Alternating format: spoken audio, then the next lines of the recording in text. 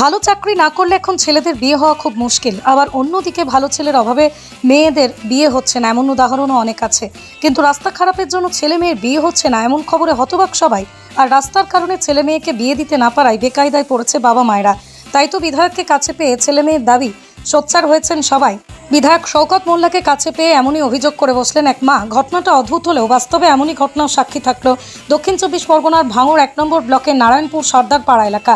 এলাকাবাসীর অভিযোগ, দীর্ঘদিন ধরে এলাকার মাটির রাস্তা বেহাল অবস্থায় পড়ে থাকার জেরে বিয়ে হচ্ছে না একের পর এক ছেলে মেয়ের।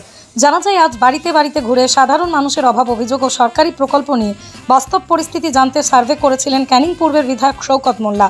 আর ঠিক সেই সময় সর্দারপাড়ায় পৌঁছতে ক্ষোভে ফেটে পড়েন মহিলারা।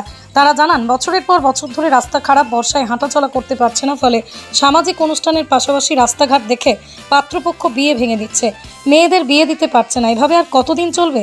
সমস্ত অভিযোগ শুনে বিধায়ক শওকত মোল্লা আশ্বাস দিয়েছেন, খুব শীঘ্রই এই রাস্তা সংস্কারের কাজ শুরু হবে। এখন দেখার কবে এই রাস্তার কাজ শুরু হয় আর কবেই বা বিয়ে হয় এলাকার ছেলে মেয়েদের। রাস্তার খুব সমস্যা।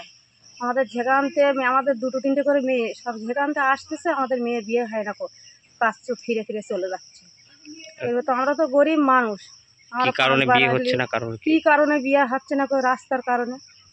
তোমাদের রাস্তা নিকো বলছে যে তোমাদের রাস্তা নিকো, এ কাজ করবো না, ফিরে চলে যাচ্ছে, হওয়া কাজ ফিরে চলে যাচ্ছে।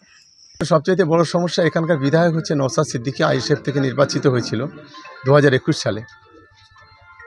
4 বছর 5 বছর হয়ে গেল, এখনো পর্যন্ত 1 ফুট কাজ করতে পারেনি। এটা অত্যন্ত দুর্ভাগ্যজনক। আমরা মানুষকে কথা দিয়েছি, আপনারা দিদির পাশে থাকুন, মমতা বন্দ্যোপাধ্যায়ের পাশে থাকুন।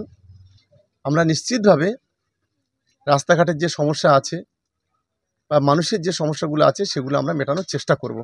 তবে এটা একদিনে সম্ভব নয়, এটা একটু সময় লাগবে। আমরা নিশ্চিতভাবে এগুলো আন্তরিকতার সঙ্গে দেখব। Bureau report, Arong news, Nadia.